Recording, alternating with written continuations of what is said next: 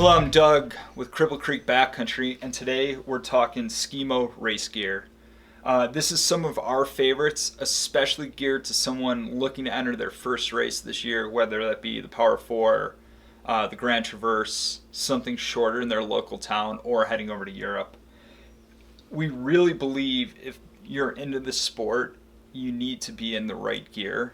It would be the same as entering a road bike race on like a townie bike. You just wouldn't want to do it on a regular touring gear, especially the longer the race is, the more adding a little bit of weight to each foot is going to make it a really, really bad day out. There's a whole spectrum of prices and weights that you can get into. We're going to talk about some of our favorites today and just see what we get through. So, starting with boots, the most important thing over features of a boot is definitely fit. So really, you got to try a few boots. You have to work with a boot fitter, and we're always happy to help. But these are some of the major players in it, which would be Dynafit, Atomic, Scarpa, and Pierre Genu from France. And these are a little bit about our favorites. So the first one I would go to is the Mezzalama by Dynafit. This is their less carbon boot. Right next to it, you can imagine their DNA, which is about $100 more for about 100 grams less. This is a great boot. It has its own special internal fit system. It's not really a BOA. It actually tightens down the boot more like universally. And it has the one throw enclosure all integrated to the string. This is super important because you can get to this under your pant leg or through your speed suit if you're going to wear that.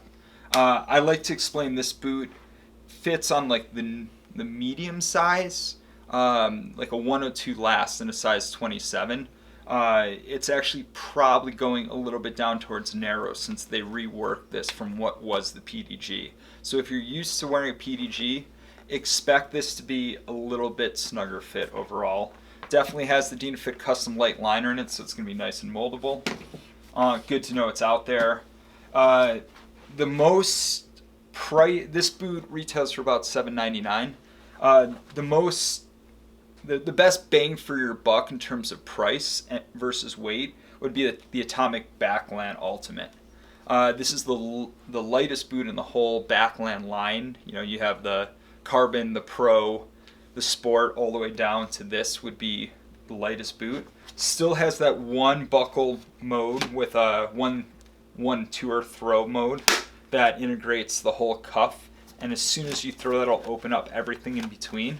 This boot retails for I think about $8.50, and this would be about a 700 gram boot, whereas the Mezzalama is going to be closer to like 900 grams. So you're getting a lot lighter boot. These aren't exactly the same shell size, but if you see here, the Atomic Backland is going to have a lot lower cuff than some of the other ones there, and it's not going to give you as much skiing support. But if weight is your biggest concern, this boot is going to make you like World Cup level competitive, much lighter than the Dynafit boot we just talked about. As we're moving up there, the Scarpa Alien 1.0 is the boot I race in. I think it's the best value for stepping up into a $1,400 price limit. That seems like a lot for a boot, but you can spend as much as $3,000 on a race boot. So something like this boot is perfect for that exact situation. It's nice because it has a full carbon cuff. It's going to be way, way more supportive than the Backland we just talked about, but it hasn't gone to the full carbon lower. Especially around these cuff pivots is the key, because cuff pivots are the ones that wear out the fastest. And I've ripped carbon cuffs through carbon lowers before, so this boot walks both. Also, the Gorilla Mid plastic lower is a lot warmer if you're doing through the night races like the PDG or the Grand Traverse. So comes in about the same weight as the Atomic Backland. Obviously a lot more money, but you get a boot that's going to ski way better, and you're going to have it for a long time. The last one on the list we could take a look at is the Pierre Genu Black. Pierre Genu makes a whole range of boots. They actually have one called, it used to be called the Race Morpho, it might just be called the Race now, which is even a step lighter than this.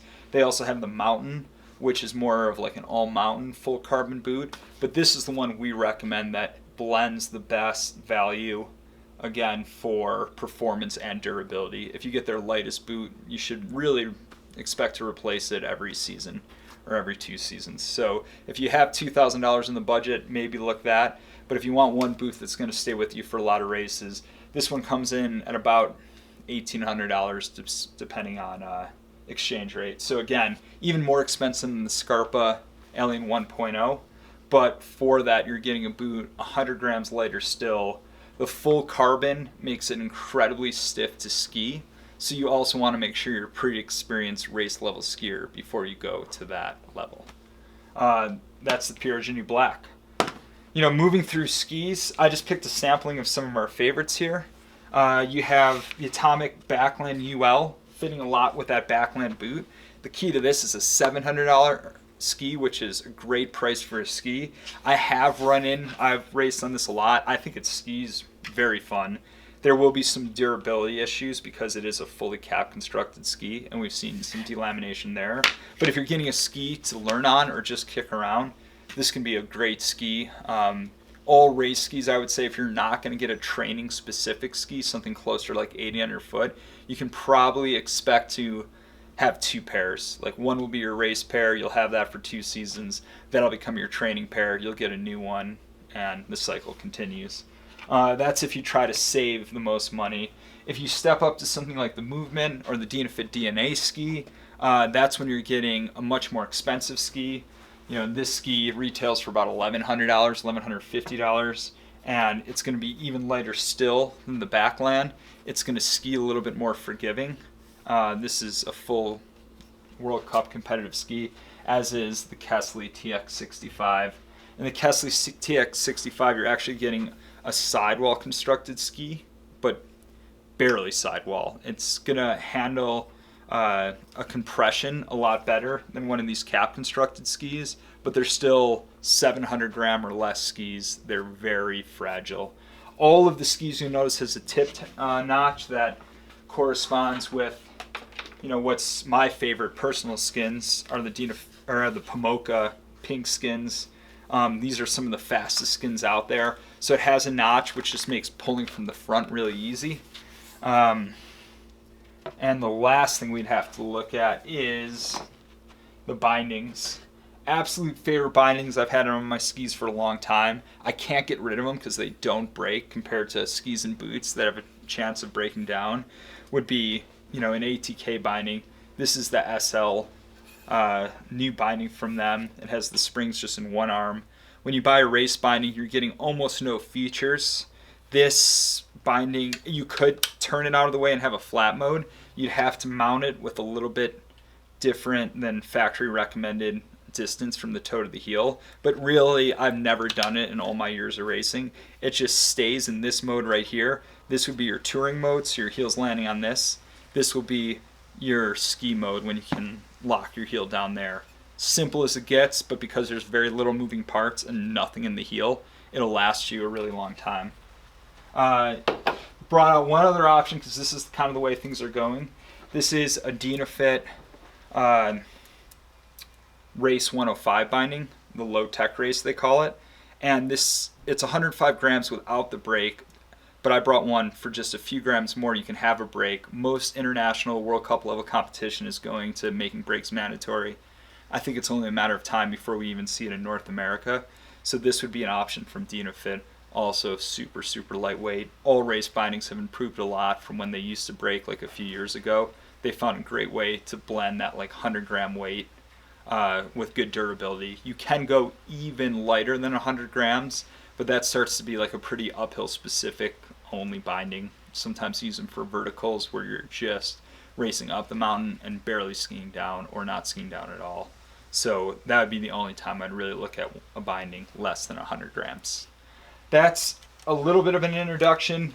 We can go more and more into all details. People have lots of opinions on their favorite skin, and there's a lot to learn about the sport, but this will get you going. Try to pick a well-fitting boot, a good skiing and semi-durable ski, and a nice durable binding, and you're off to the races.